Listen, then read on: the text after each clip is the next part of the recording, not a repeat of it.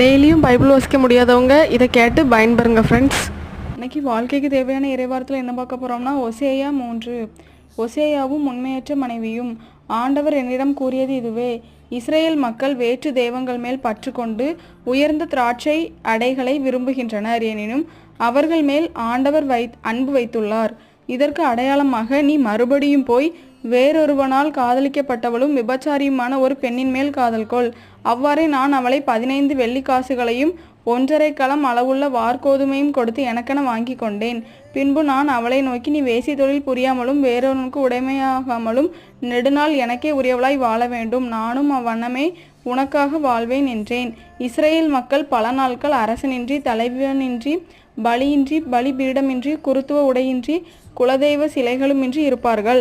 அதற்கு பிறகு இஸ்ரேல் மக்கள் தங்கள் கடவுளாகிய ஆண்டவரையும் தங்கள் அரசனாகிய தாவீதையும் தேடி வருவார்கள்.